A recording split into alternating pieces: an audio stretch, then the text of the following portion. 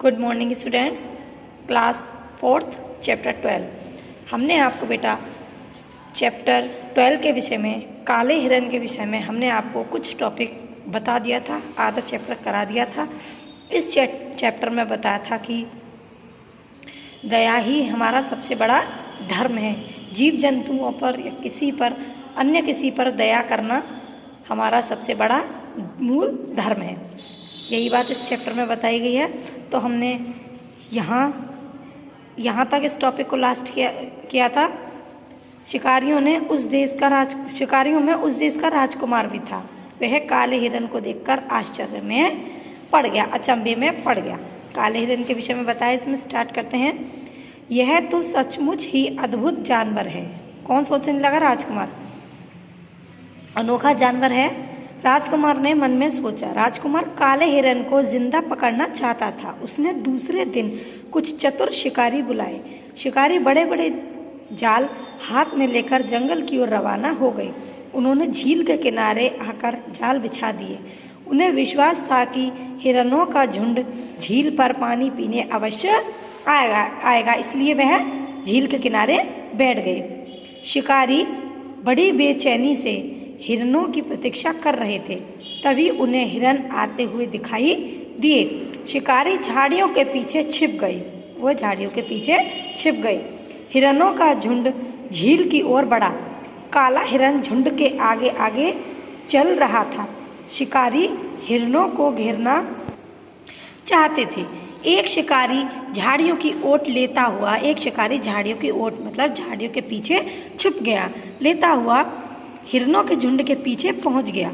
उसने हवा में फायर किया, मतलब उसने एक बंदूक का फायर किया। फायर की आवाज़ सुनते ही हिरनों में भगदड़ मच गई। वे इधर उधर भागने लगे। इसी भागा दौड़ी में काला हिरन जाल में फंस गया। काला हिरन उनके जाल में फंस गया। राजकुमार ने अपने साथियों को पीछे हटने का आदेश दिया। राजकुमार बाकी हिरनों को भगा देना चाहता था, मगर यह क्या? राजकुमार आश्चर्य में पड़ गया। काले हिरन को जाल में फंसा हुआ देखकर सभी हिरन भागते भागते रुक गए, क्योंकि वह अपने जो सारे ग्रुप का, जो सारे समूह का जो नेता था, सबसे बड़ा सरदार कौन था? वह काला हिरन था, क्योंकि सारे काले हिरन उसकी बात मानते थे और उसे बहुत प्यार करते थे। सारे हिरन एक घेरा बनाकर काले हिरन के पास आकर खड़े हो गए। वहां पर जानवरों के संगठन का मतलब होता है एकता, सभी में एकता। संगठन का एक अद्भुत दृश्य उपस्थित हो गया। ऐसा लगता था मानो सारे हिरन अपने नेता के लिए आत्मसमर्पण मतलब अपने आप को सौंप देना चाहते हैं, आत्मसमर्पण करने के लिए तैयार हो गए हैं। तभी हिरनी घेरे से बाहर निकली। जब जाल के निकट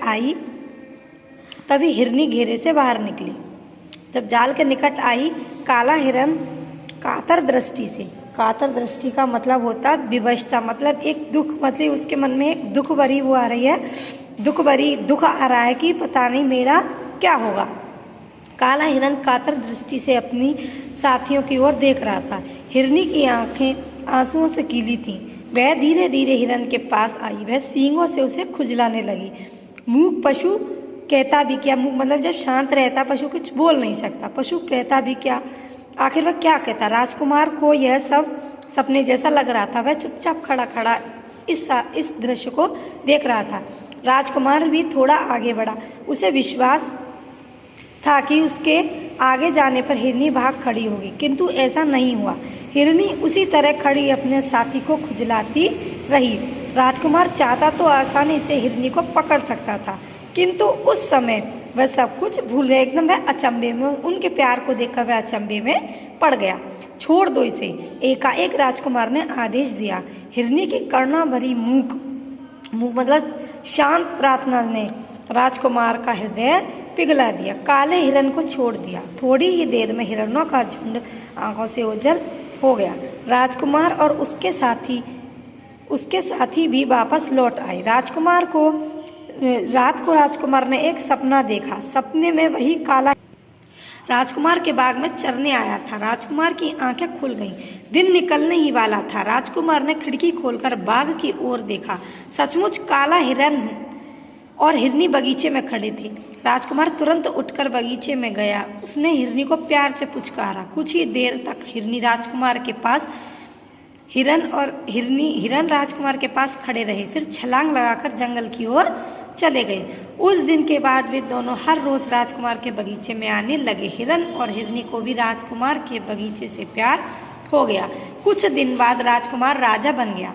राजा बनते ही उसने जंगली जानवरों के शिकार पर रोक लगा दी। इस प्रकार जंगल के सभी जानवर निर्भय होकर सुख से रहने लगे।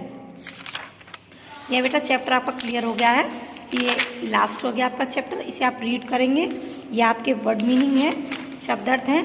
बेटा इनके क्वेश्चंस के आंसर्स आपके पास में सेंड कर दूंगी। ये आपको एक बार फिल करने की कोशिश करनी है, आपको फिल करेंगे।